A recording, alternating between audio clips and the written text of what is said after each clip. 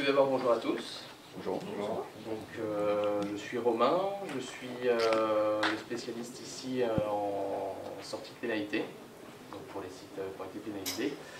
Donc, vous pouvez poser vos questions pendant la présentation. C'est vrai qu'il vaut mieux poser tout de suite alors que d'attendre la fin et justement d'oublier un petit peu le contexte de la question. Pour le Wi-Fi, pour ceux qui ont des ordinateurs, le code est là. Donc, si vous voulez vous connecter. On va commencer.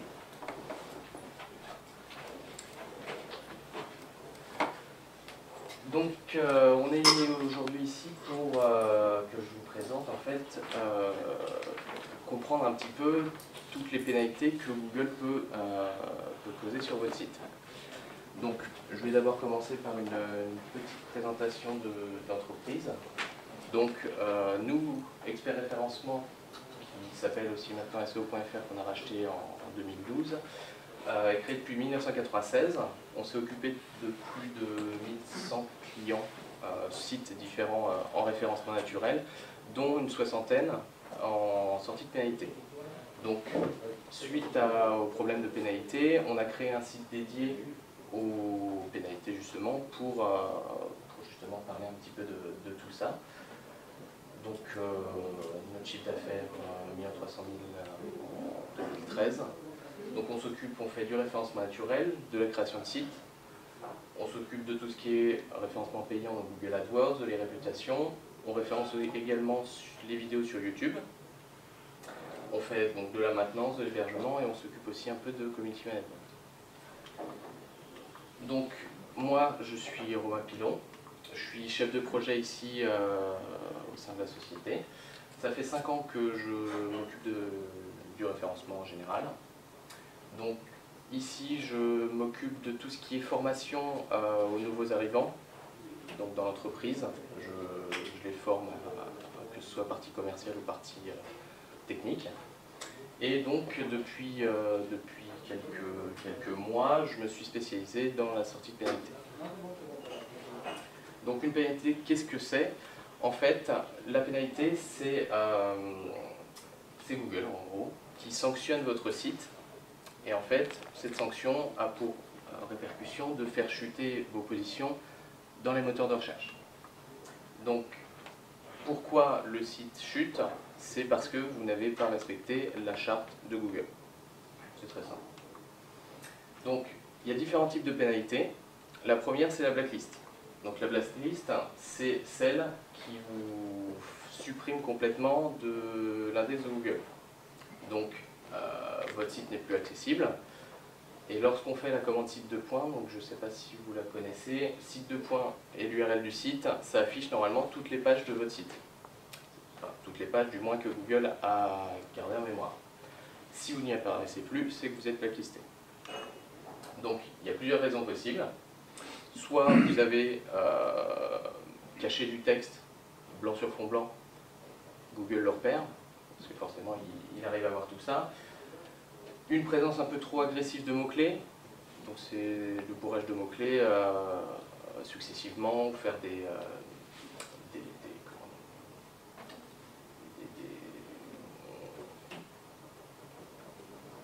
à la suite. Voilà, c'est bourrer les mots-clés, mettre des tags un peu partout en fin de page ou dans le footer. Ça, c'est aussi un petit critère. Les redirections trompeuses. Donc, on indique à l'utilisateur qu'on va sur telle page alors que le robot Google, on lui dit d'aller ailleurs. Et le cloaking, c'est un peu le même principe. C'est présenter du contenu différent aux utilisateurs et à Google. Donc, les pénalités blacklist, il y en a de moins en moins, parce que justement, Google a mis en place différents filtres pour justement pénaliser uniquement certaines parties du site. Donc la première, c'est Google Panda. Donc Google Panda, déjà, ce n'est pas un filtre de duplicate content. Ce n'est pas non plus un filtre anti-cloaking, donc pour différencier le contenu vu par Google et l'utilisateur. ce n'est pas non plus lui qui filtre les liens de mauvaise qualité, et ce n'est pas non plus une pénalité. Donc ça peut paraître bizarre, mais Google Penguin n'est pas une pénalité, c'est un ensemble de filtres qui fait chuter le site.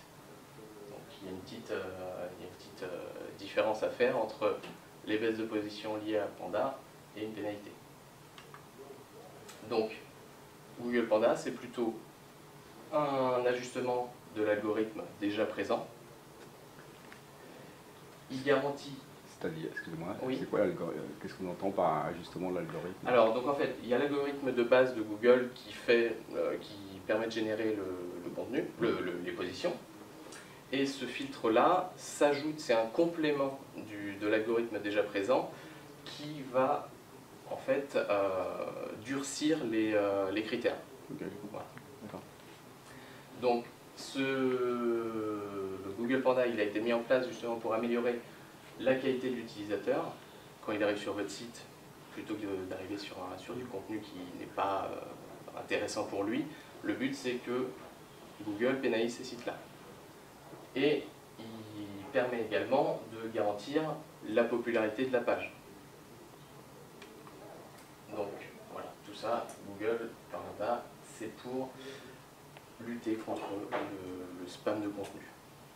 Donc il y a beaucoup de sites, les sites satellites, qui proposent beaucoup de contenus, ou justement des contenus qui ne sont pas intéressants. Il y a des exemples de sites en ce qu'on appelle de la bouillie de texte.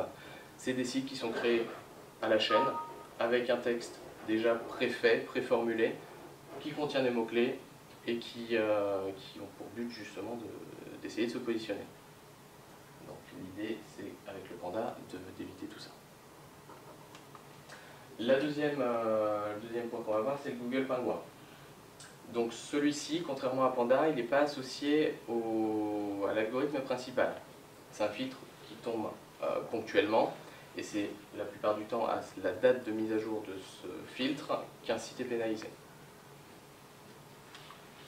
Donc celui-là, il a été mis en place contre la suroptimisation du site en interne, les linkings qui ne sont pas naturels, donc c'est des liens factices, tout ce qui est, par exemple, il y a beaucoup de logiciels qui existent pour créer des liens automatiquement sur des milliers de sites. Ça, c'est pour éviter ça. Pour éviter aussi les réseaux de sites, forcément, là c'est un petit peu en lien avec le linking non naturel. Si on peut créer une centaine de sites et faire des liens vers son propre site, on peut se dire c'est bien, mais au final, Penguin, il n'aime pas trop ça. Et aussi, pour les liens achetés, le but de la création, de l'amélioration de son netlinking, c'est d'avoir des liens naturels. Tout ce qui ne paraît pas naturel pour Google est considéré comme un lien soit acheté, soit factice.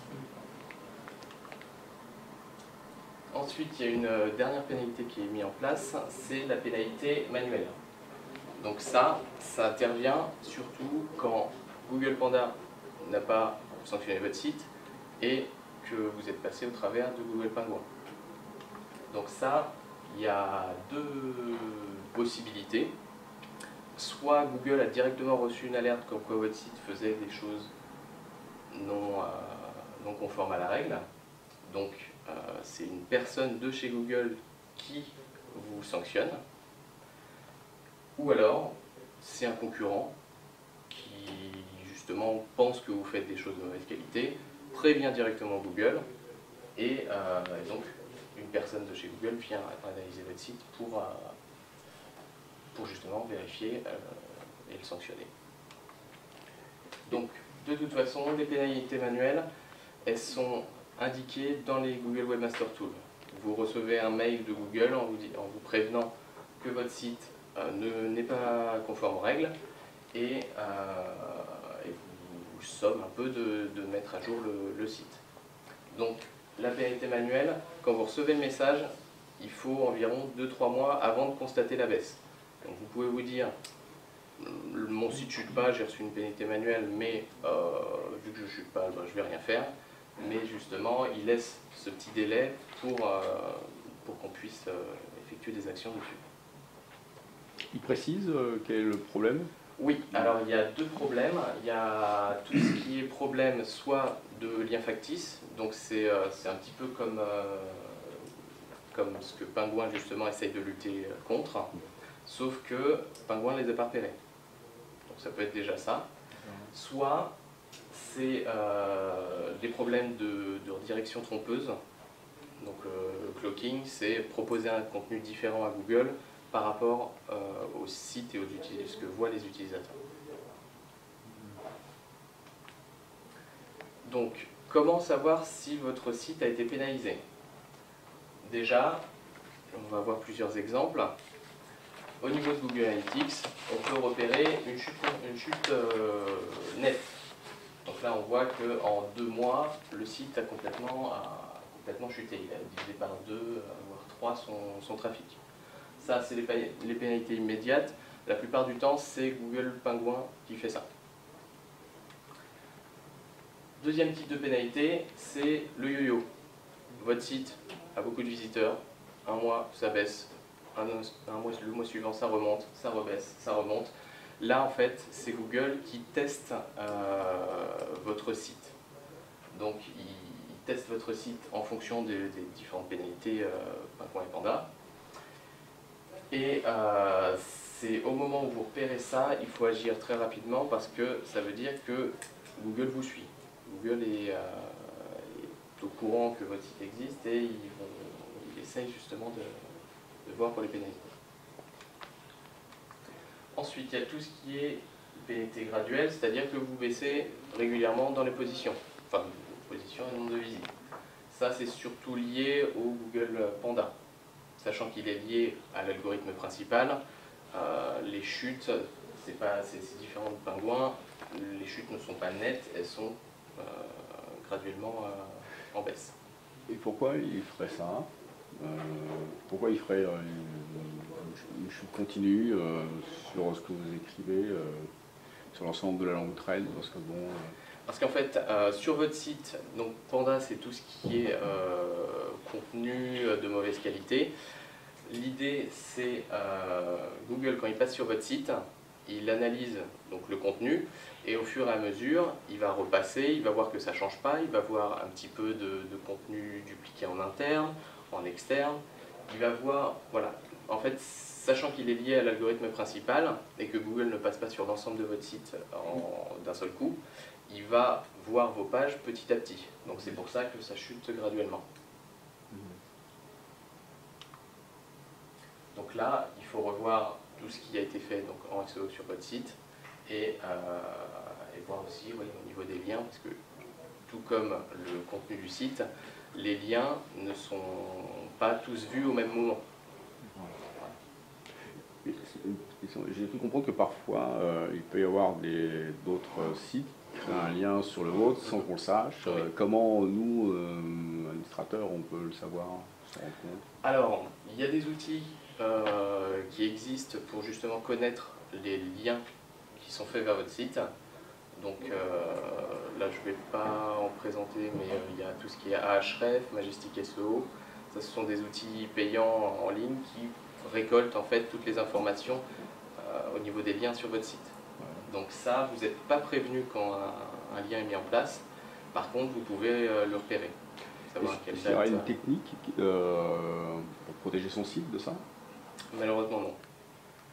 N'importe quel site peut vous faire un lien. Donc justement, il faut faire attention à ce niveau-là parce que il peut y avoir d'autres concurrents à vous qui sont mal intentionnés, qui vous fassent des liens de mauvaise qualité. Donc depuis déjà plus d'1 an, Google a mis en place un outil pour désavouer ces liens-là. Si vous avez repéré que certains sites vous font des liens et que vous ne les avez pas voulus, il y a un outil de Google qui permet de désavouer ces liens-là.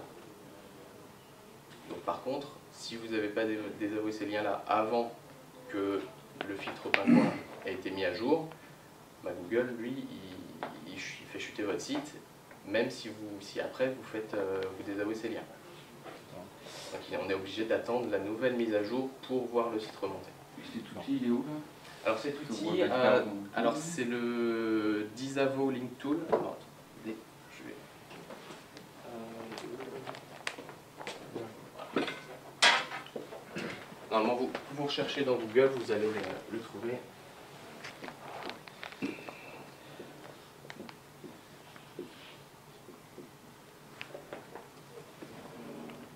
Voilà, en fait, il suffit de soumettre un fichier auprès de Google contenant tous les liens que vous ne voulez pas prendre en compte pour votre site. Et Google s'occupe de faire le traitement.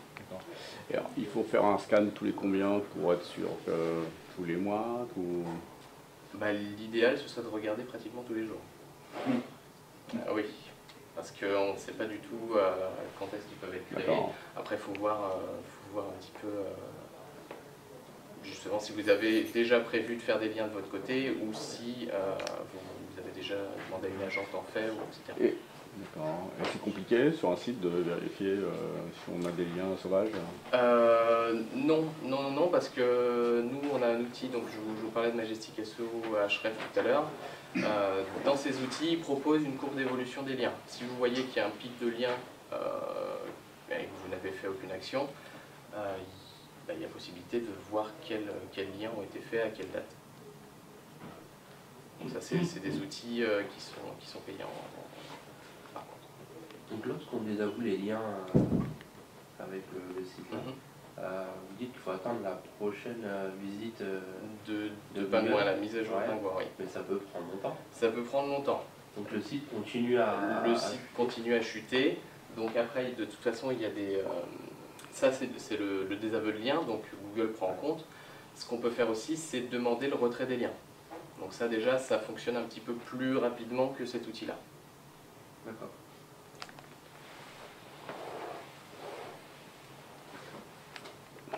Voilà, donc là, la chute graduelle, c'est surtout à des pandas et aussi un petit peu de pingouins, mais en moins grande quantité. Et la dernière, c'est les pénalités invisibles. C'est-à-dire que dans Google Analytics, on voit que la courbe de trafic n'évolue pas forcément, mais le site a bien été pénalisé. Donc ça ne se voit pas parce que justement, il n'y a que certains mots-clés qui ont été pénalisés, ou justement, comment dire,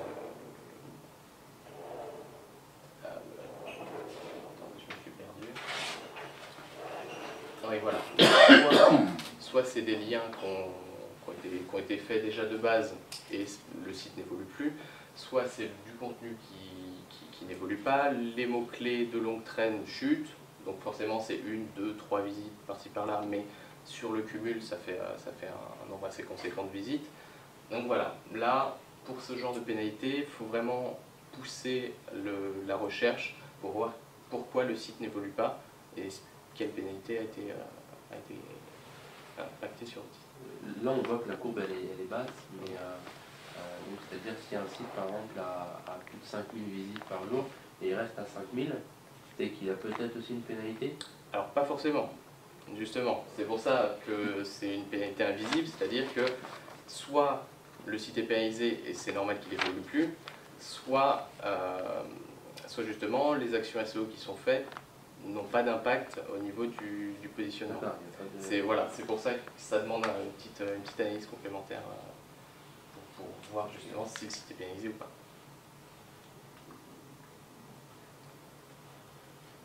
Donc là on parlait de pénalités qui étaient invisibles, mais il y a aussi des fausses pénalités. C'est-à-dire qu'on pense que son site est pénalisé alors que ce n'est pas du tout le cas. Par exemple sur Google Analytics, il suffit que Google Analytics soit mal configuré et on a un petit problème. Il suffit de manquer le tracker qui ne soit pas présent sur toutes les pages, ou justement il y a des pages qui vous apportent des visites et vous n'avez pas mis le tracker dessus. Ça, c'est un petit peu bête, mais les visites ne sont pas comptées. La mauvaise configuration du script. Donc à la base, Google Analytics propose un script à coller. Il suffit de faire une petite erreur, oublier une petite parenthèse ou quelque chose, et la visite n'est pas prise en compte. Donc voilà. Là, ça peut venir de la configuration de Google Analytics. Ça peut aussi venir des erreurs d'indexation.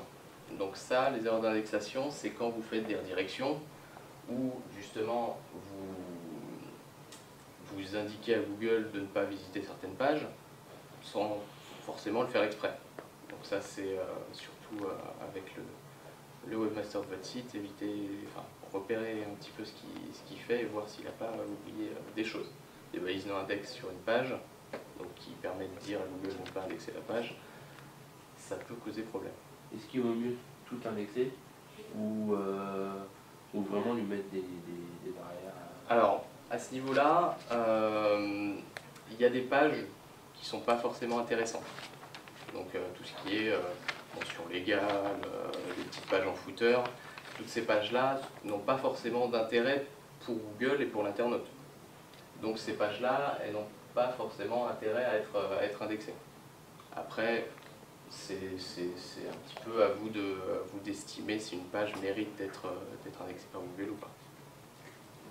Et justement, quand on ne veut pas qu'une page soit indexée ou crawlée, moi j'ai déjà demandé, je crois que c'était chez vous, un rapport et je voyais qu'il y avait pas mal de pages qui étaient indexables, mais qu'il y en avait où j'avais demandé à ne pas y aller, avec le fichier robot. Et apparemment, c'est peut-être pas d'ailleurs comme nous de faire comme ça. Ils vont le faire avec des no-index ou des choses comme ça. Alors dans le fichier robot, il y a deux possibilités. Soit mettre un disallow, donc c'est dire à Google de ne pas y aller, et un no-index pour lui dire de ne pas la conserver dans son index. Donc si vous avez fait un disallow alors qu'elle a déjà été indexée, vous allez voir dans les résultats de recherche apparaître le résultat, mais la description n'a pas pu être lue à cause d'une configuration du robot.txt. Donc là, le problème, c'est que Google l'a déjà en mémoire. Ah merde, et comment on fait pour... Ah bah justement, il faut, sachant que vous avez indiqué de ne plus aller la voir, il ne va plus venir la voir, mais il la garde en mémoire. Donc en fait, il faudrait lui dire, l'autoriser à revenir sur la page, mais de mettre dans le robot un no-index. Ah, donc il faut faire un disallow et un no-index en fait. Voilà, et en fait... Donc, tu vas dessus, mais surtout tu l'indexes pas. Voilà, le disallow, c'est à faire surtout après l'avoir désindexé. Ok.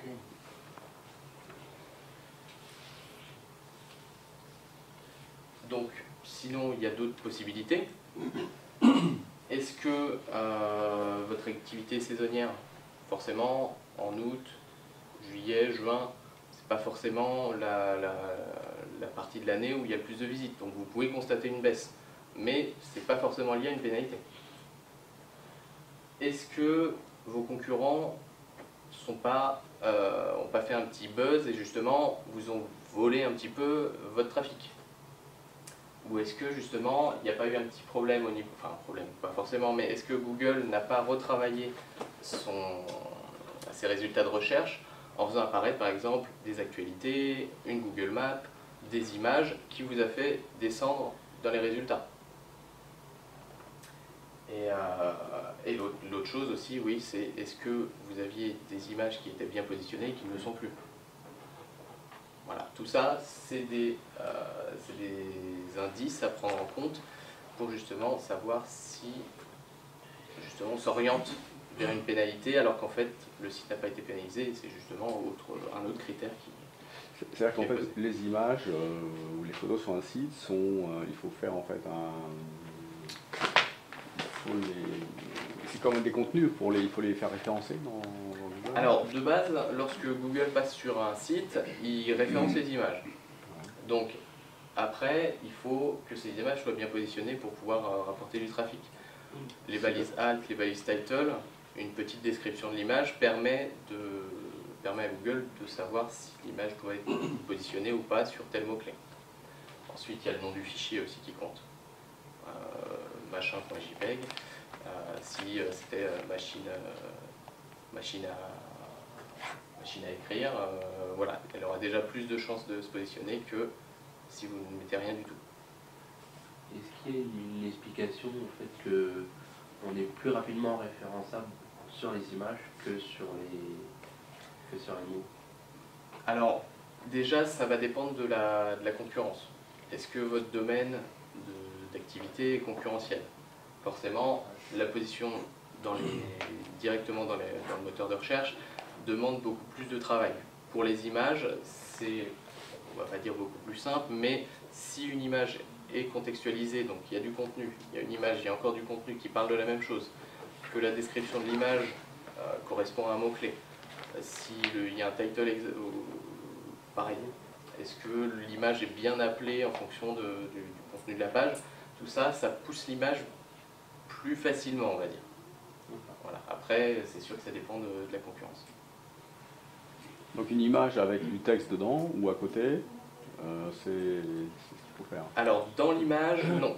Google, c'est un robot, il ne voit pas du tout le contenu de l'image. C'est pour ça que les balises alt et title existent. C'est pour lui donner une description de l'image. D'accord. D'accord. Okay.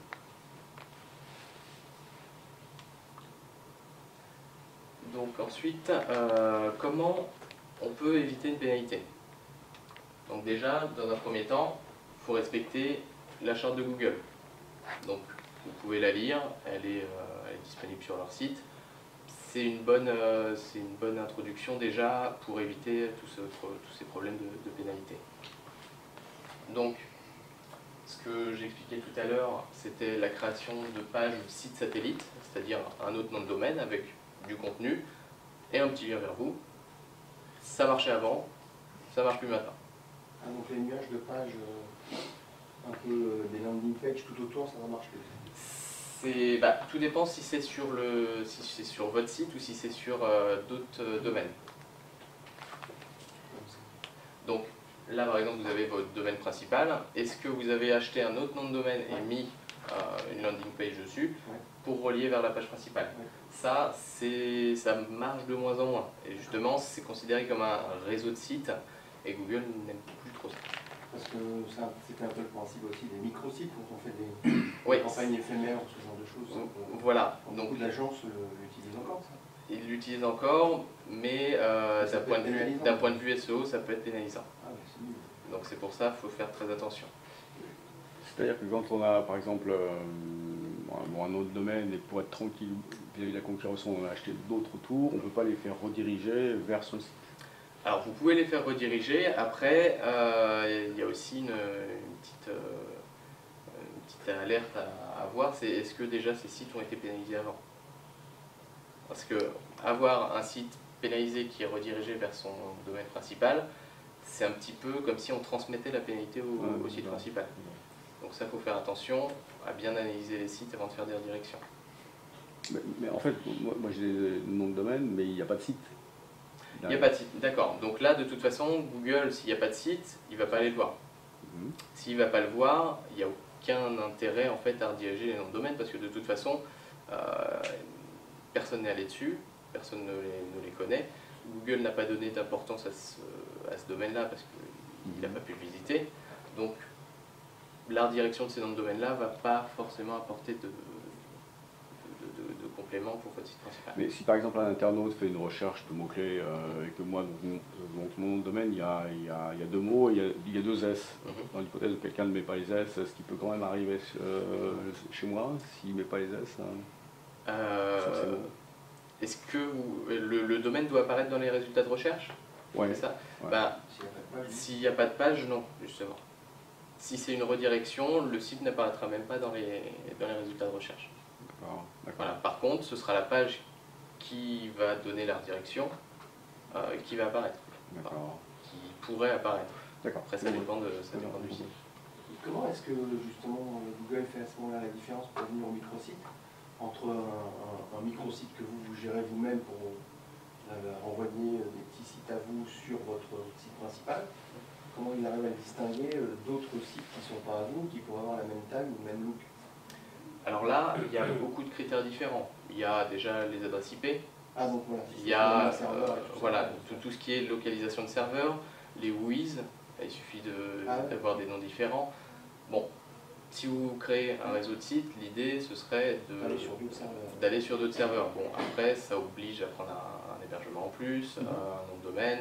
Voilà, il y a beaucoup de choses comme ça. Après, l'idée c'est de travailler tout ce qui est partenariat avec d'autres domaines qui pourraient justement vous aider un petit peu. Après, c'est une stratégie à prendre en compte. Donc, donc éviter tout ce qui est site satellite.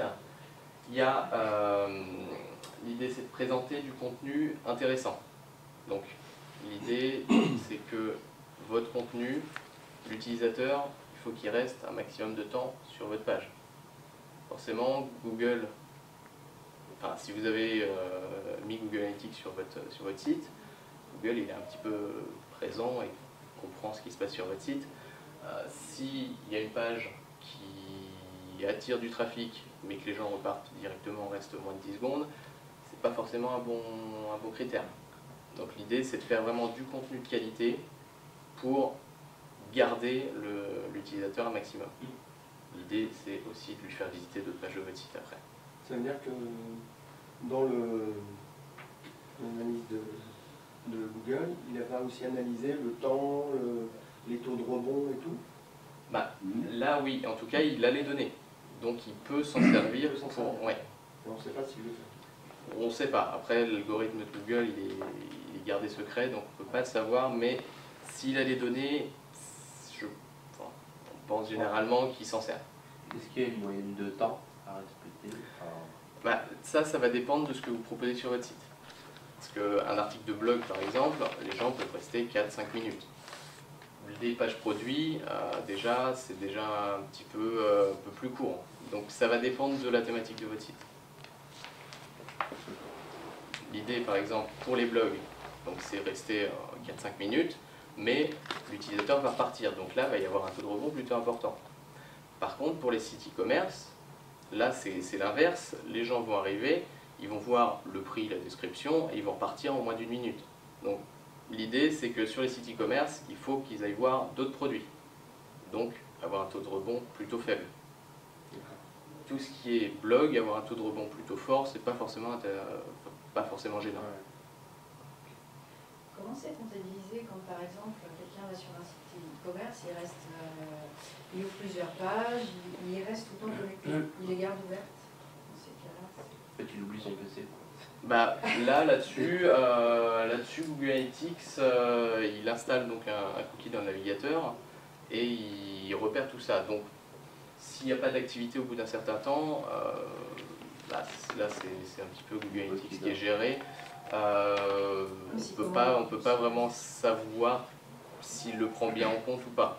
Parce que des fois, tu laisses les pages ouvertes et oui. tu prends une semaine. Oui, c'est sûr. Là, il n'y a pas vraiment de... j'ai pas vraiment de réponse. Bah, normalement, la dernière page n'est jamais comptée. Parce qu'en fait, Google arrive à savoir combien de temps l'utilisateur reste sur une page en fonction du moment où il a lancé la première page, donc ça a lancé le script, et le moment où il a lancé la deuxième page, donc ça a lancé le script et ça fait une différence de 3 à 4 minutes. Mais par contre, la dernière page, le script est lancé et il n'est jamais relancé derrière, donc il n'est jamais terminé. Donc si tu ouvres une page, tu la laisses une semaine sur le PC sans jamais revenir dessus, pour Google, il ne pourra jamais comptabiliser. Par contre, au bout d'une heure et demie, effectivement, la session a sauté. Donc quand tu reviendras, ce sera une nouvelle session, toujours le même utilisateur, mais une nouvelle session pour Google. Ah, mais pas du tout.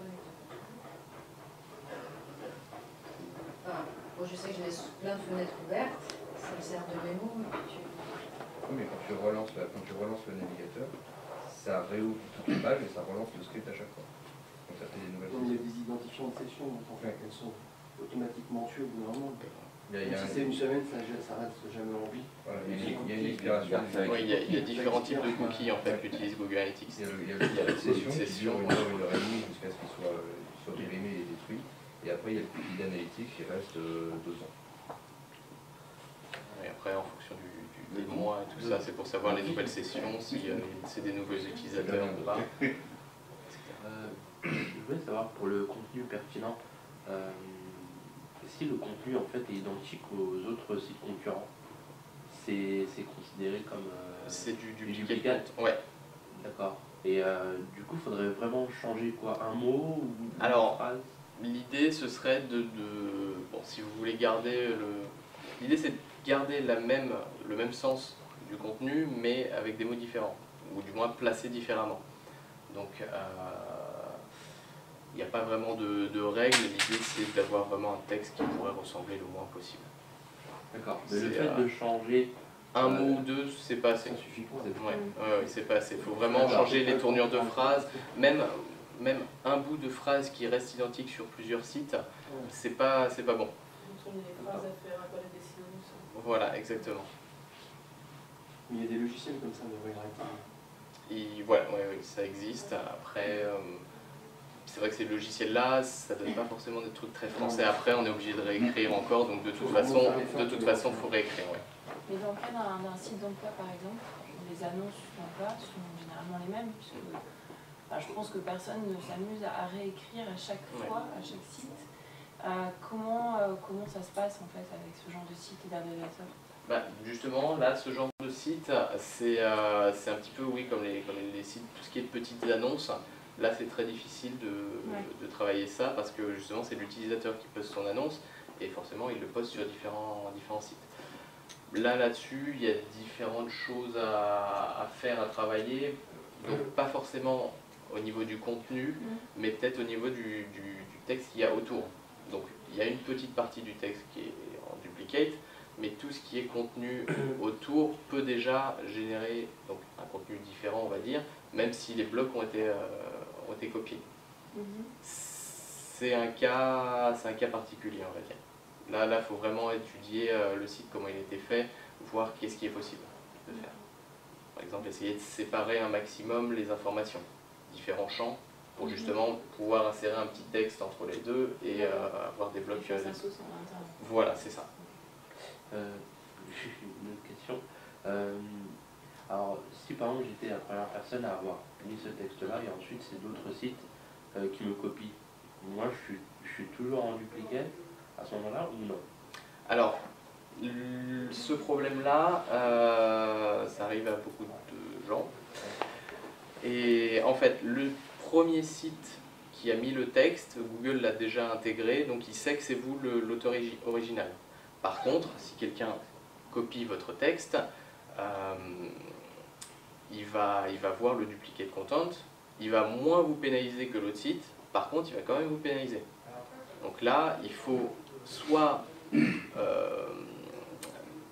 demander au site de retirer le texte ou de le changer, soit faire appel à l'outil de Google, c'est le DMCA. DMCA, c'est pour justement réclamer, lui indiquer qu'on a le texte original et que ce site-là a copié. Et c'est un petit peu ce que je disais tout à l'heure avec le spam report, c'est ce site-là m'a piqué du contenu, il faut que vous fassiez quelque chose. D'accord. Voilà.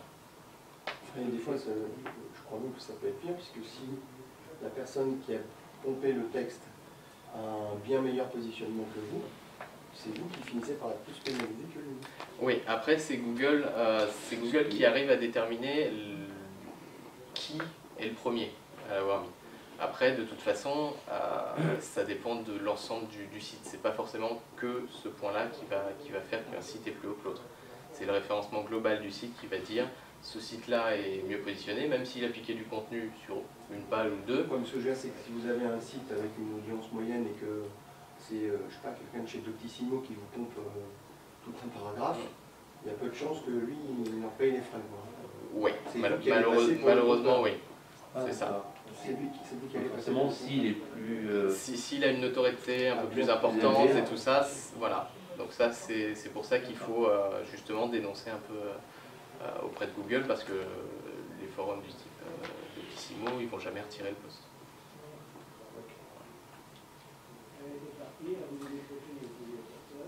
Donc ensuite, tout ce qui est système de liens, on en a parlé tout à l'heure. Éviter au maximum de faire tout ce qui est des réseaux de liens, où là ici, les systèmes de liens, c'est des sites internet ou des agences qui proposent de créer 50 liens pour telle somme. La plupart du temps, ces liens-là sont mis sur des réseaux, donc de toute façon, c'est mauvais. Donc il faut éviter au maximum de participer ou d'acheter des liens, en fait, c'est un petit peu ça. Il faut vraiment faire ces liens soi-même pour être sûr de la qualité de chacun de vos liens. Ou justement faire appel à des personnes qui sont spécialisées là-dedans. Est-ce que sur les liens, Le PageRank est vraiment important. Le PageRank, ça compte. Par contre, les liens sur lesquels les pages sur lesquelles vous aurez des liens, la plupart du temps, c'est des pages à PR0 ou 1 qui sont des sous-pages du domaine principal. Donc le domaine principal, il a peut-être un fort PR, oui. Après, tout dépend déjà où est situé le lien, s'il est contextualisé, si c'est sur une image ou si c'est dans le texte, si c'est sur un mot-clé. Il y a beaucoup de critères qui permettent de définir si le lien va avoir de l'importance ou pas. Voilà. Le PR n'est pas le seul indicateur. Et donc le dernier point, c'est ce que ça rejoint un petit peu le contenu pertinent, c'est l'idée que l'internaute reste sur le site. Donc voilà, c'est proposer du contenu qui est pertinent pour l'utilisateur. Si vous êtes positionné sur un mot-clé, que la personne arrive et que le texte ne parle pas du tout, ou justement c'est pas du tout ce qu'il recherche, au lieu d'être intéressant, il va repartir de rebond, mauvais positionnement. Donc même si vous êtes bien placé au bout d'un moment, vous allez chuter. En fait, le taux de rebond est vraiment important. Ça compte. Voilà. S'il est élevé, s'il est élevé, ça veut dire que le contenu de votre page n'a pas forcément intéressé l'utilisateur.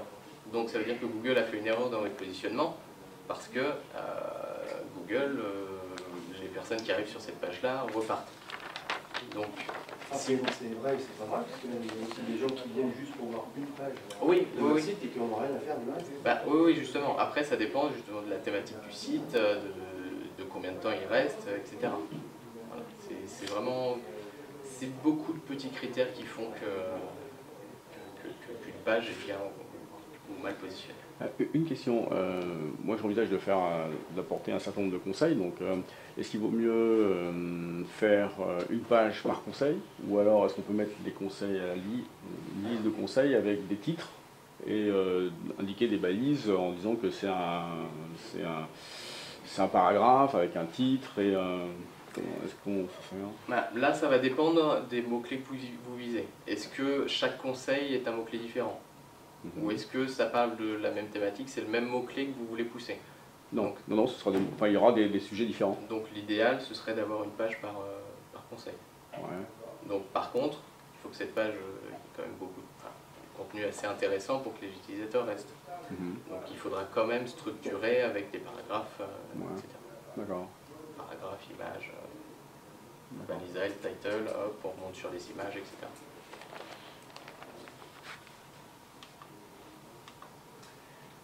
Donc la deuxième chose, c'est une fois qu'on a évité qu'on a bien respecté la charte de Google, c'est de respecter l'utilisateur. Donc déjà, c'est un petit peu ce qui est sur l'ergonomie du site. Est-ce qu'en arrivant sur le site, l'utilisateur arrive à comprendre qu'est-ce qu'il peut faire? Est-ce qu'il arrive à naviguer facilement? Est-ce que vous lui proposez d'autres articles qui correspondent un peu à ce que sur la page il est arrivé? Là, c'est vraiment un point important parce que s'il ne comprend pas, il va repartir. Le but, c'est qu'une fois que vous avez appâté le client, c'est de le garder. Donc, la deuxième chose, c'est ce que je vous disais juste avant. S'il arrive sur une page avec un mot-clé et que le mot-clé ne correspond pas du tout au contenu de la page, forcément, la page va être déclassée au bout d'un moment parce que aucun utilisateur ne reste. Donc il faut vraiment savoir sur quel mot-clé il est arrivé, ça on peut savoir dans Google Analytics, et est-ce que c'est pertinent. Et donc le dernier point, c'est est-ce que par rapport à mes concurrents qui font exactement la même chose, qu'est-ce que je peux apporter de plus à l'utilisateur? Donc est-ce qu'il y a un petit module en plus? Est-ce que je peux faire un petit comparatif avec d'autres produits?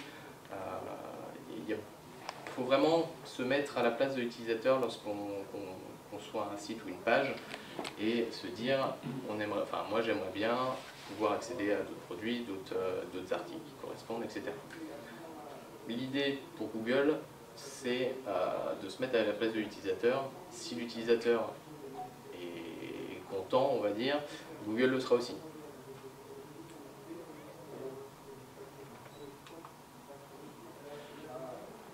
Donc, ensuite, l'idée c'est de savoir si votre site a de mauvais liens. Donc, pour savoir si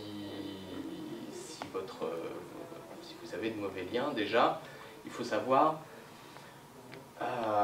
déjà, il faut se poser déjà plusieurs questions. Est-ce que ce site sur lequel j'ai un lien, est-ce que vous auriez fait un lien dessus? Est-ce que le site est propre? Est-ce que le contenu correspond à votre thématique? Est-ce que vous auriez fait un lien dessus? 2. Est-ce que vous allez cliquer sur le lien? Forcément, un lien c'est bien, Google le prend en compte, mais est-ce que vous, en tant qu'utilisateur, sur ce site-là, vous irez cliquer sur un lien? La 3e, c'est est-ce que, pour vous, le lien est optimisé? Donc optimisé, est-ce que c'est sur un mot-clé? Est-ce que c'est dans du contenu? Est-ce que c'est en plein milieu, en gros? Est-ce que c'est sur une petite image? Est-ce que pour vous, vous pensez que ce lien est optimisé? Une fois que vous vous êtes posé toutes ces questions-là, vous pouvez déterminer si un lien est bon ou mauvais, en global, parce qu'il y a d'autres critères aussi à prendre en compte qui sont un peu plus techniques, voir déjà si le site est pénalisé, si il ne fait pas des liens vers des catégories qui ne correspondent pas à votre site, etc. Donc, voilà quelques critères. La page sur laquelle vous avez un lien fait des liens vers beaucoup d'autres sites. Donc vous avez un lien vers votre site paumé entre plein d'autres liens. Page partenaire. Page partenaire, aucun intérêt. Le champ sémantique de la page. Est-ce que cette page parle de la même chose que la page de destination? Donc la page qui va être sur le lien. S'il y a une corrélation entre les deux, forcément Google il va lier les thématiques, il va comprendre que ce lien est plutôt de bonne qualité. Est-ce que le lien n'est pas contextualisé? Un lien en plein milieu, en gros, avec aucun texte autour, ça sert à rien. L'idée c'est de pouvoir avoir du contenu, un texte, un article qui parle de vous, et dans cet article, un petit lien qui parle de vous. Si dans une page, on met un lien pour aller vers une autre page dans son site. Alors ça c'est le maillage interne. Le maillage interne, il n'y a pas. L'idée c'est de faire comme donc, ce que je disais, c'est mettre un lien dans le contenu et pas uniquement un lien en bas. D'accord. Nos autres articles et tous les articles. D'accord. Ça c'est pas forcément une bonne chose. D'accord. L'idée c'est de lier les articles entre eux qui ont. Faut mettre le lien dans le texte. Ouais, voilà. Ça c'est une meilleure chose. Donc l'encre du lien est un mot-clé. Est-ce que pour vous, un mot-clé, c'est pertinent? Oui. C'est pertinent, après tout dépend où il est situé. Si c'est dans un texte, si c'est justement un mot-clé en plein milieu, tout seul, tout ça. Voilà. Est-ce que l'encre est un mot-clé et est-ce que justement pour vous, ce lien est optimisé? La question à se poser, est-ce qu'un lien sur une encre, c'est optimisé ou pas? Une encre, c'est ce que vous appelez une encre, c'est un lien tout seul, un mot-clé tout seul qui est un lien. Voilà, oui. Une encre, c'est le texte qui va former le lien. C'est sur le texte qu'on va cliquer pour aller sur la page. Donc, un lien sur un mot-clé, c'est optimisé. Donc, il faut faire attention. Et justement, le dernier point, c'est que le site qui vous fasse le lien ne soit pas pénalisé lui aussi, parce que forcément, on se transmet un petit peu de pénalité. Donc, voilà. Un petit exemple de lien. Donc là, on a une page qui propose des liens. Donc ici, on voit déjà une bannière de pub, un lien, bon, résidence Paul-Éluard, c'est pas forcément un mot-clé. Par contre, la résidence, elle est située juste après un site de déménagement. Il n'y a pas de thématique, bon, on peut se dire, oui, déménage dans une résidence, pourquoi pas. Une autre pub. Ici, on parle de taxi, on parle de pompe funèbre. Est-ce que ces liens-là, pour vous, c'est de la bonne qualité? Non. Voilà. Donc ça, c'est le genre de lien à vraiment éviter.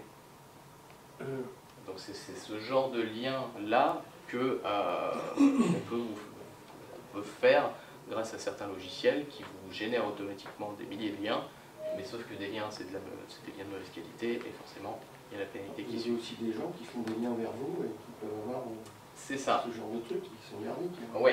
Alors ça, c'est pour ça, c'est pour ça qu'il faut étudier les Les liens entrants. Les liens entrants, ouais, exactement. Des fois, c'est un peu pénible d'aller voir chaque mec et lui dire tiens, je veux pas que tu m'index, quand tu me. Ouais, ça c'est très long, ouais, c'est très long, mais c'est. Même si on l'a mis dans les CGU, ils s'en foutent.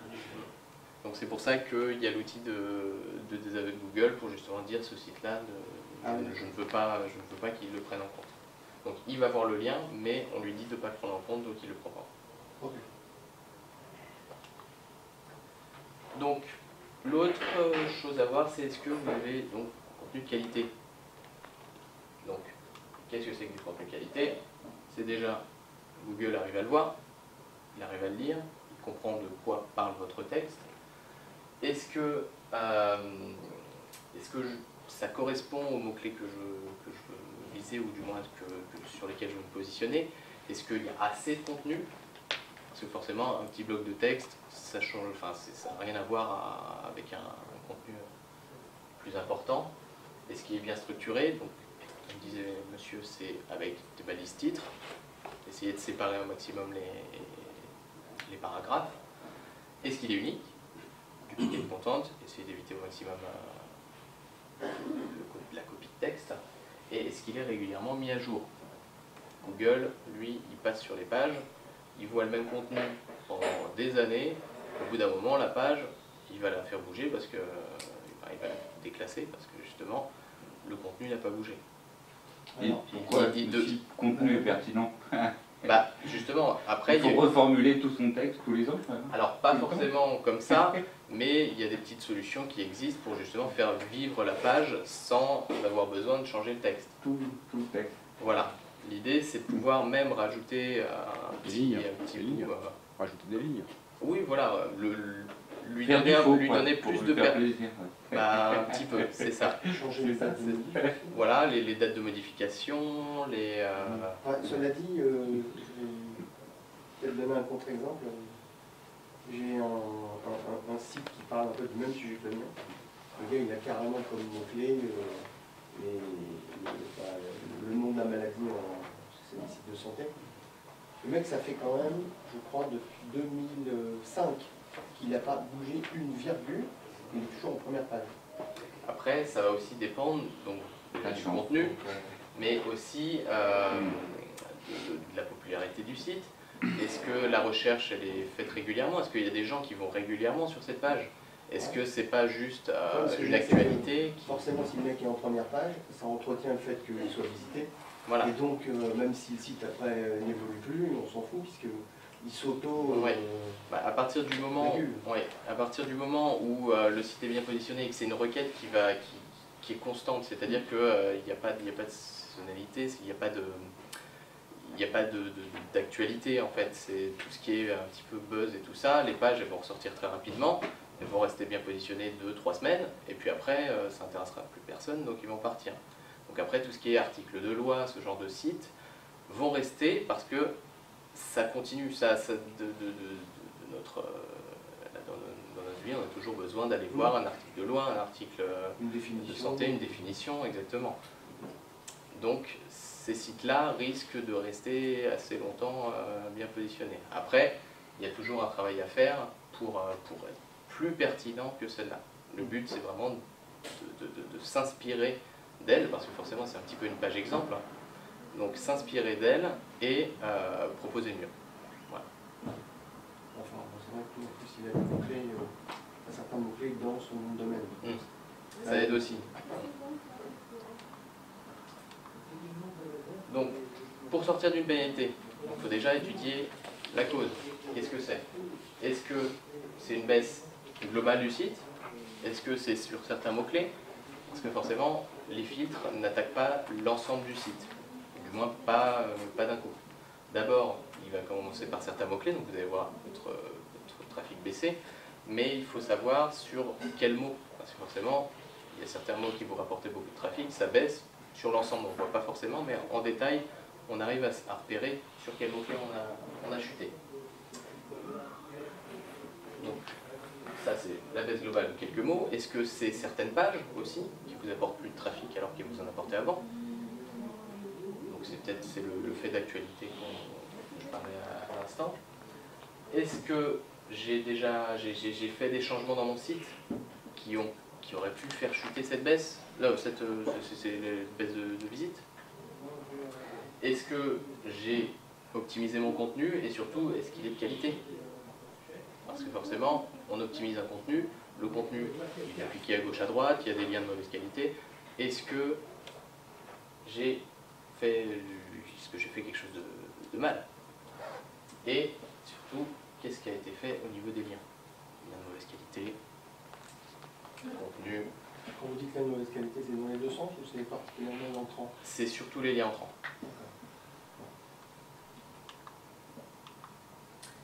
Les liens qui entrent sur notre site.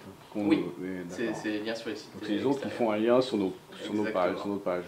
Oui, exactement. Donc la chose à faire, c'est de se remettre en question.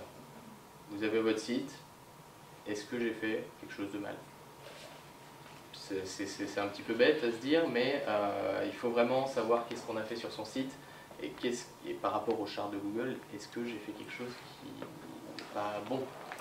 Donc, il va falloir analyser les données, Google Analytics, vérifier les liens, donc c'est analyser si on a des liens de mauvaise qualité. Mettez-vous donc à la place de l'utilisateur, c'est ce que je disais tout à l'heure, est-ce que je peux facilement accéder aux autres articles, aux autres produits, et surtout, pourquoi pas repenser un petit peu son site. Une refonte de site, c'est pas forcément mauvais quand on a une pénalité. Parce que justement, ça permet de revoir l'architecture du site, repenser le site, et à la création, on a un site qui est optimisé d'un point de vue code, mais avec une meilleure ergonomie. Donc ça, c'est une petite chose à... Quand on fait par exemple une refonte, imaginons qu'on décide de basculer d'un truc qui était fait tout en HTML vers un template WordPress, comment ça se passe pour ne pas perdre justement tout son référencement? Là, il va falloir travailler au niveau des redirections. Parce que, voilà, en redirection, donc ça veut dire qu'à toute façon, il ne faut surtout pas que les deux coexistent. Oui, il faut tuer l'ancien au moment où on met en ligne l'autre. Oui, exactement. Il faut... Et toutes les anciennes URL, il faut les rediriger vers le nouveau et surtout vers les pages qui correspondent. Oui, bien sûr. Parce que si on redirige... un mapping de page. Exactement. Voilà. Pour une refonte, c'est ce qu'il faut faire. Oui, mais du coup, les nouvelles pages, elles n'ont pas été indexées par Google, donc on repart à zéro. Non, pas vraiment. Parce qu'en fait, les anciennes pages qui ont été redirigées, Google va repasser dessus. Sauf qu'il va comprendre, donc il faut faire une redirection bien 301 pour lui dire qu'elle a complètement changé. Et une fois que Google aura compris que la redirection est là, justement, ces nouvelles pages-là vont prendre la place des autres. Vont prendre la place, mais pour lui, c'est quand même des pages différentes, puisque c'est des URL différentes.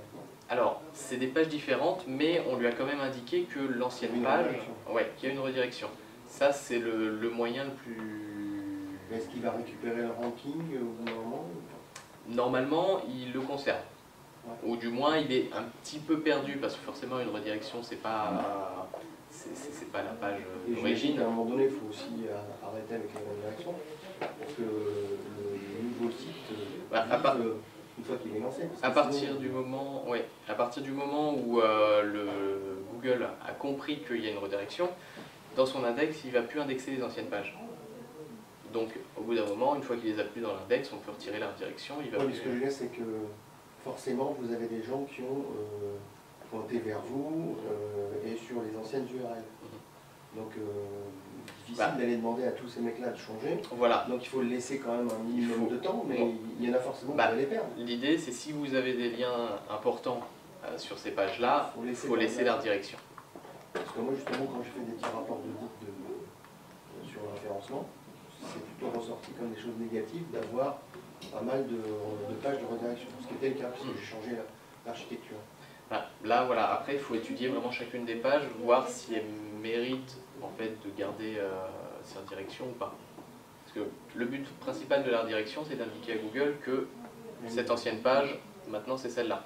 Une fois qu'il la prend en compte, soit ces pages-là ont des liens, on les garde, enfin, on garde la redirection en place, soit on l'enlève parce qu'elle n'a eu aucun lien ou c'est des liens de mauvaise qualité. Ça peut être aussi ce cas-là. Ok.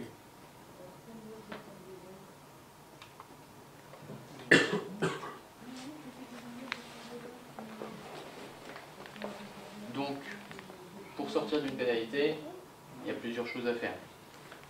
Nettoyer les liens avec l'outil de désaveu ou en contactant directement les webmasters. Ça, c'est beaucoup plus long, mais c'est beaucoup plus efficace. Il faut traquer tout ce qui est duplicated content.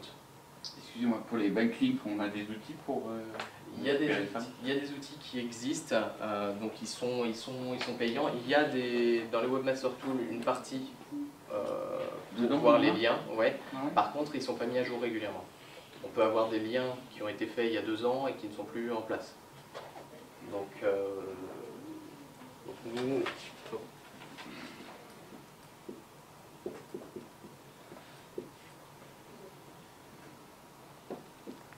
C'est les outils qui sont Voilà. indiqués sur votre site? Comment?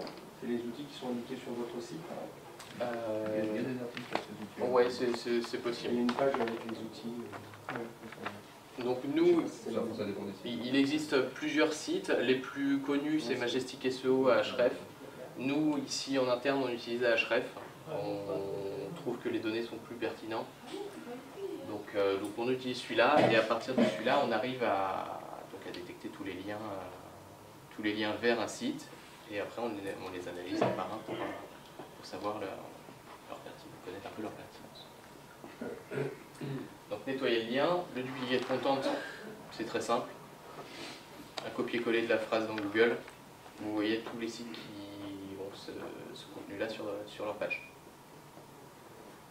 Donc, créer du nouveau contenu, c'est un petit peu le principe. En même temps que de réactualiser le contenu, si vous n'avez pas forcément le temps ou si l'actualité n'est plus d'actualité, en faire des nouvelles. Supprimer les pages qui ne servent plus à rien, parce que forcément au niveau du maillage interne, si vous faites des liens vers des pages qui ne vous apportent pas de trafic, qui ne sont pas visitées, qui ne sont pas intéressantes, qui ne sont pas positionnées, ça dilue un petit peu la puissance des pages. Et pourquoi pas changer de nom de domaine, si vous avez un souci, changez de nom de domaine. Si on change de nom de domaine, on perd tout le référencement? Exactement. Donc là, il va falloir faire attention. On a des astuces en interne pour justement éviter de perdre ça, mais je ne peux pas en parler plus. Et donc voilà, en fait, ce qu'il faut, c'est vraiment réinvestir dans le site, dans la création du site, mais vraiment penser à un maximum de choses. Éviter de se dire, voilà, je veux faire ça, hop, je le fais, c'est fini, hop, je balance. Non, il faut vraiment penser à Google. En fait, voilà, c'est recréer son site pour Google de façon à respecter les règles. Donc, là, pour l'instant, on a parlé de pénalités algorithmiques, mais pour les pénalités manuelles. En fait, les pénalités manuelles, vous recevez un petit message dans les Webmaster Tools, et donc il faut effectuer des changements que Google a indiqués pour pouvoir sortir ces pénalités. Donc, une fois que vous avez fait le changement, il y a possibilité donc, dans les Webmaster Tools d'envoyer un petit message à Google en lui demandant, voilà, maintenant j'ai fait les modifs, vous pouvez réexaminer mon site. Donc, dans ce message, il faut vraiment détailler au maximum ce que vous avez fait.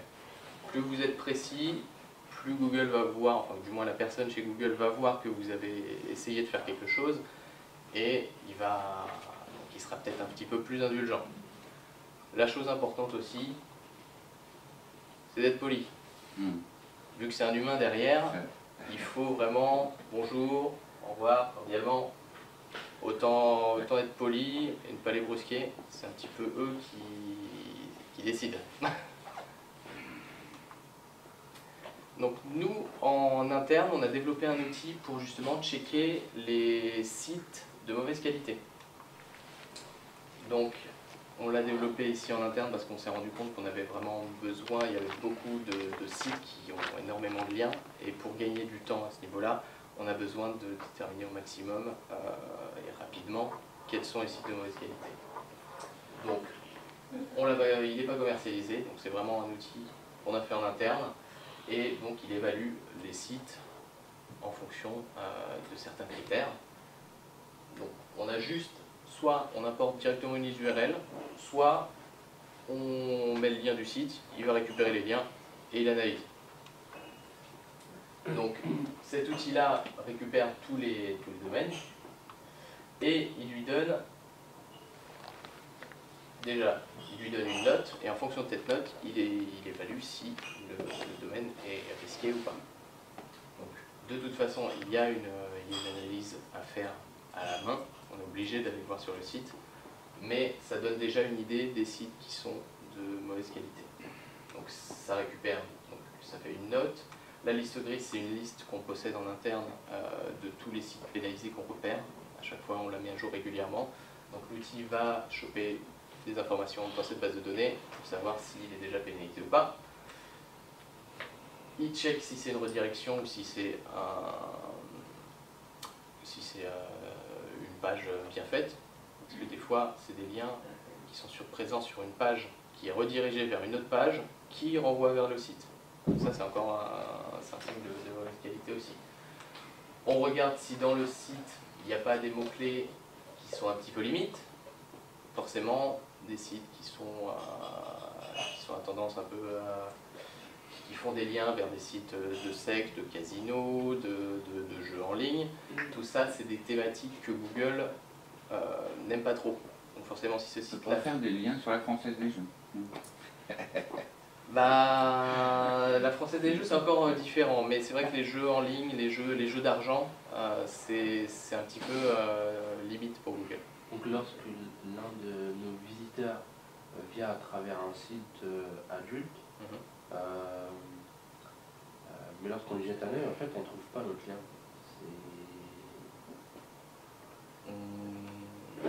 Alors là, ouais, il faudrait vraiment regarder cas par cas, mais il faudrait noter le nom du site ou pas, enfin, je sais pas. Bah, là, Ça peut être un lien caché. oui, ça peut être des liens qui sont planqués en blanc sur fond blanc, des choses comme ça.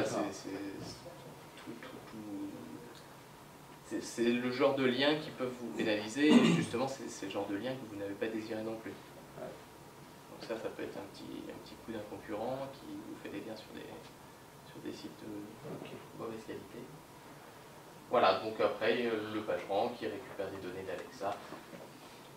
Cet outil-là, vraiment, depuis qu'on l'a, on gagne vraiment beaucoup plus de temps au niveau du traitement des liens, et donc ça fait forcément gagner du temps au niveau de sortie de pénalité. Un petit exemple de sortie de pénalité Panda.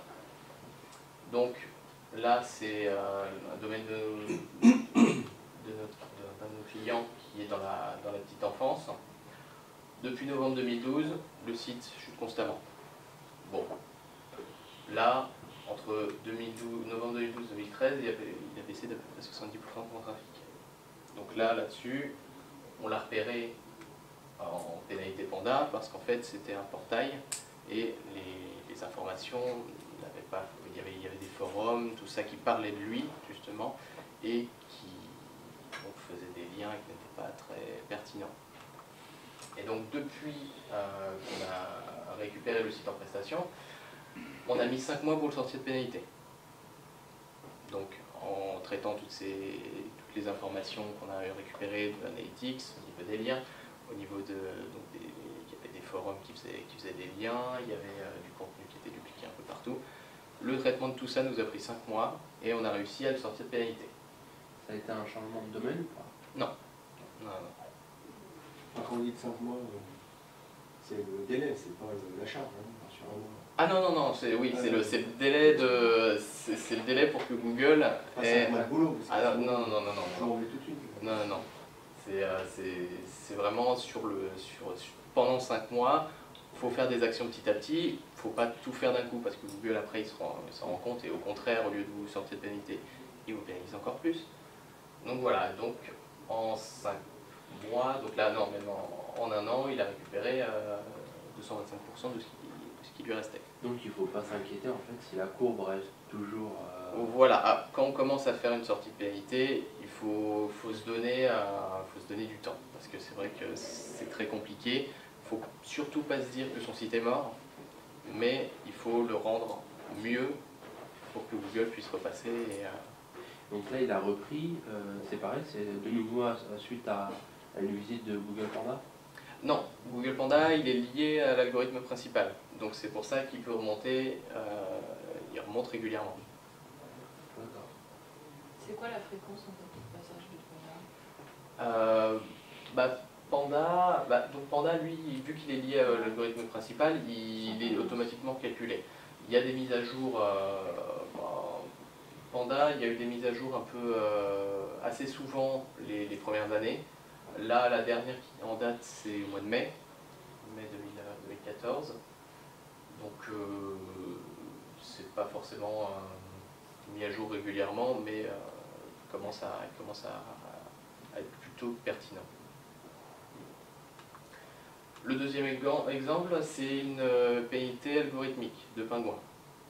Donc ça, c'est sur notre domaine SEO.fr. On l'a racheté en décembre 2012, il était pénalisé, et donc là, on a mis un petit peu plus de temps, on a mis 8 mois pour le sortir de pénalité, mais il était vraiment très bas, et puis là, bon, on se rend compte qu'il a de plus en plus d'importance. Donc en 9 mois, on a gagné, on était à 4 positions au moment où on l'a racheté, et maintenant on est à 96 positions. Donc ça c'est un exemple de Pingouin, c'était au niveau des liens, il y avait vraiment de mauvaise qualité. L'ancien webmaster avait fait un petit peu de tout ce qui était réseau de liens, réseau de sites, donc tout ça a été nettoyé et en 9 mois on a réussi à regagner des positions.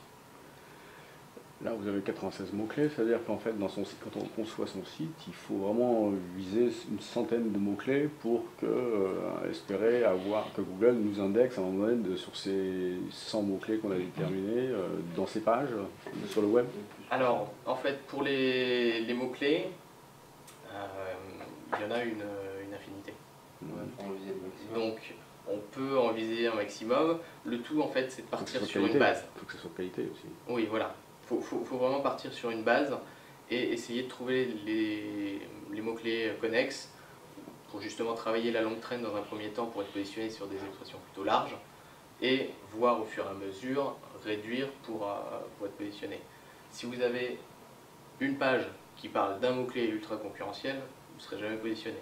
Si vous avez un tas de petites pages qui parlent de cette même thématique, qui sont reliées entre elles, qui font donc un maillage interne plutôt optimisé.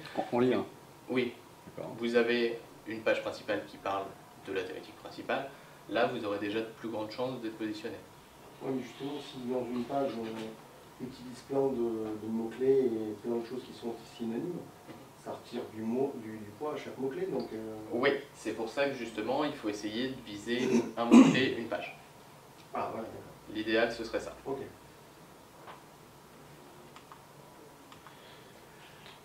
Donc pour conclure la petite présentation, c'est que déjà chaque pénalité est unique. Un site, une pénalité, c'est pas les mêmes causes. Il n'y a pas il y a peut-être des duplicates à gauche à droite, c'est pas les mêmes liens, c'est des nouveaux domaines à analyser. Il y a vraiment beaucoup de choses à faire sur chaque site pénalisé et aucun ne sont identiques. Quand vous analysez votre site, vous pensez qu'il est pénalisé, prenez votre temps. Il ne faut vraiment pas se dire voilà, il est pénalisé, c'est pingouin, j'ai un problème. Il faut essayer de repérer au maximum les points qui vont pas. Faire des tests, essayer de supprimer une page, en créer une autre. Est-ce que ça fait bouger quelque chose? Il faut vraiment faire des petits tests, voir ce qui bouge, ce qui ne bouge pas. Est-ce que la page est indexée rapidement ou pas? Est-ce que j'ai des visiteurs? Est-ce que j'arrive à me positionner? Et donc, il faut prendre du temps pour ça.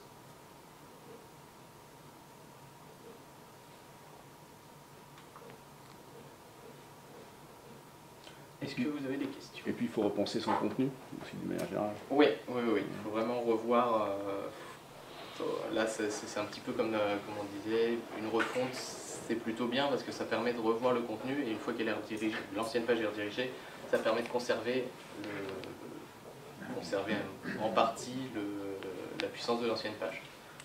Quand on a dupliqué de content, il faut vraiment supprimer, enfin, retravailler tous les textes.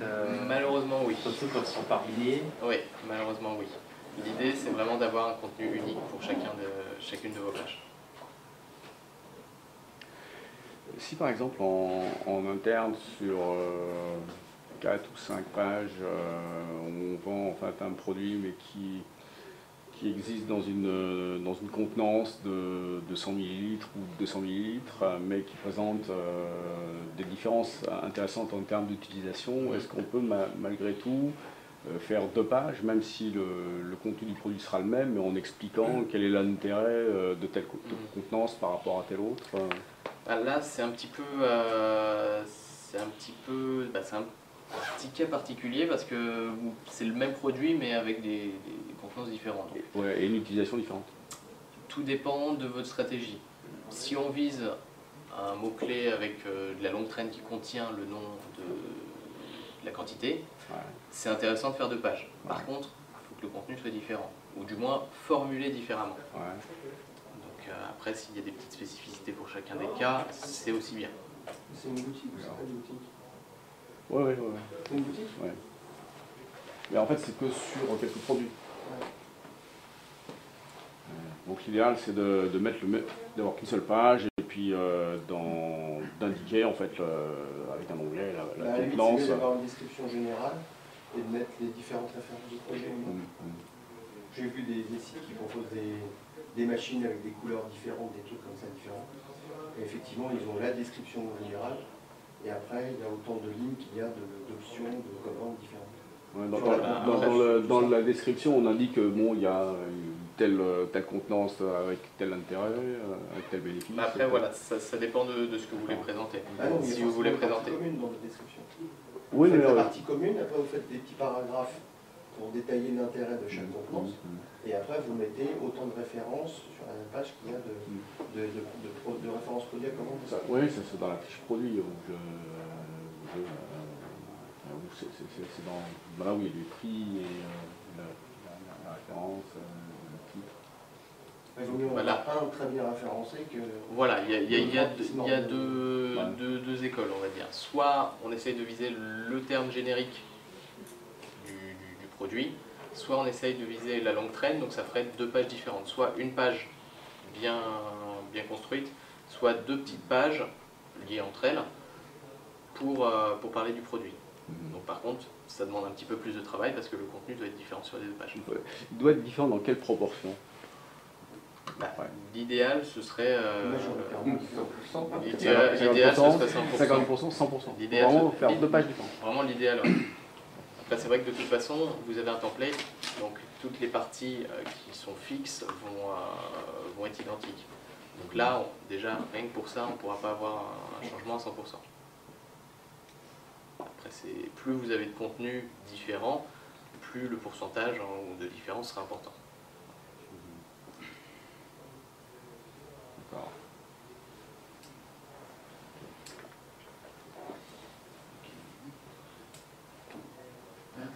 Pour le retrait des liens, vous avez dit qu'en fait, il faut le demander directement à Google.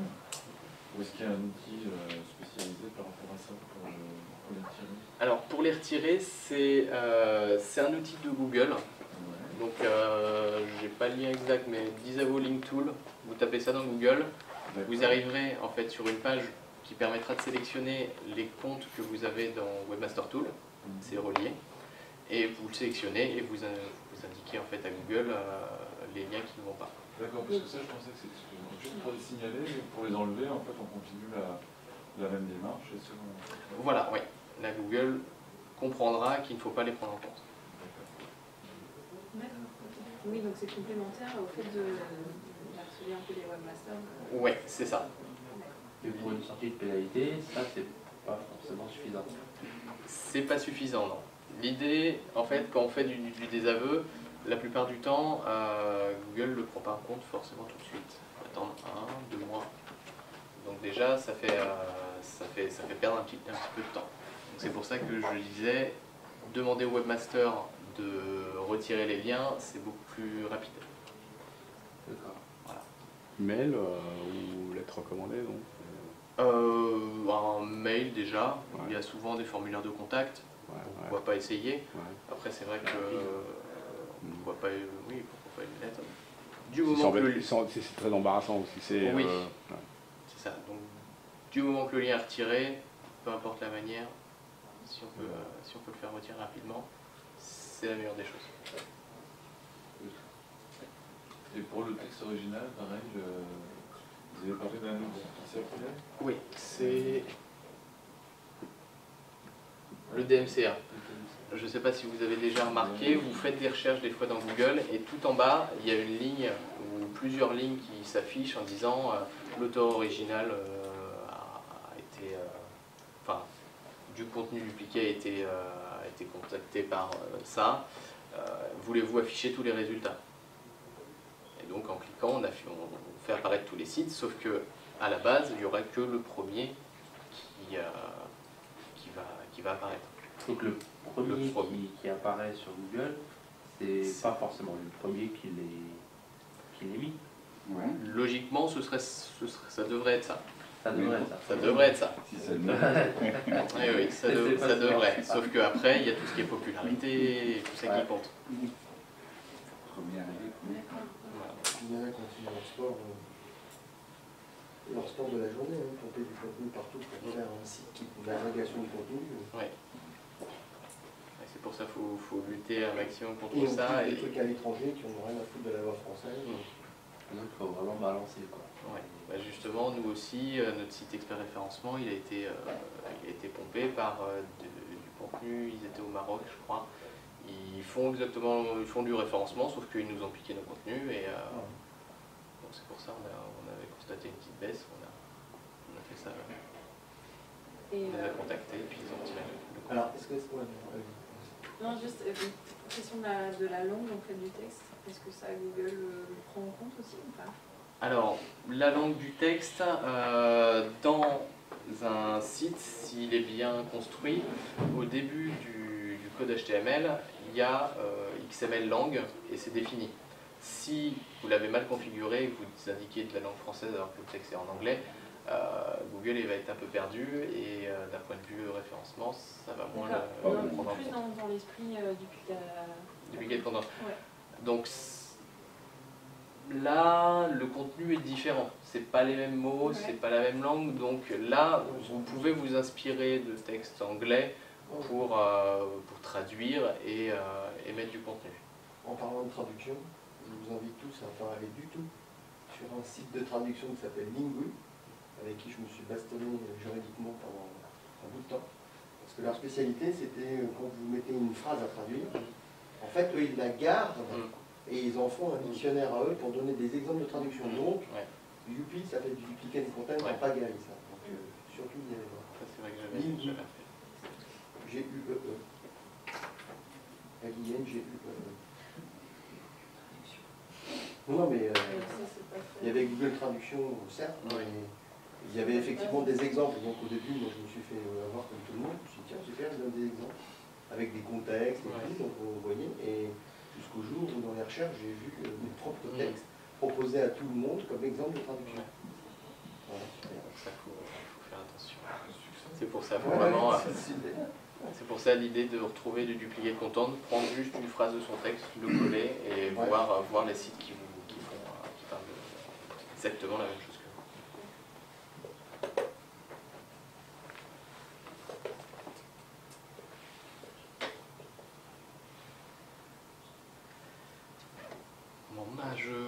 remercie de votre attention. Merci. Je vais vous distribuer un petit enfin, une petite fiche de commentaires pour savoir ce que vous avez pensé de la formation. Vous nous donnez quelques points si vous pensez que certains points seront améliorés. Voilà, je vous laisse remplir tout ça.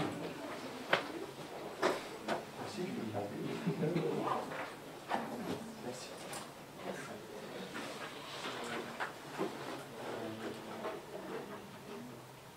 Bah non. Allez, bon travail.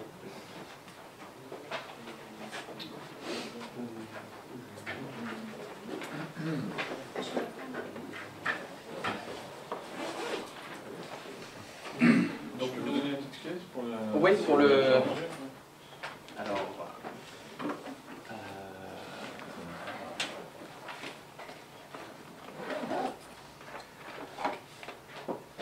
donc nous, on fait des ateliers toutes les semaines. Donc n'hésitez pas à aller voir sur notre site les thématiques de nos prochaines formations. Donc so.fr/atelier, vous avez un petit bandeau en haut. Donc vous cliquez dessus, vous voyez donc, les intervenants ainsi que les thèmes qui sont abordés. Donc n'hésitez pas à vous inscrire si certaines thématiques vous intéressent. Puisqu'on a été bien dans une thématique spécifique là. Oui. Oui. Moi je me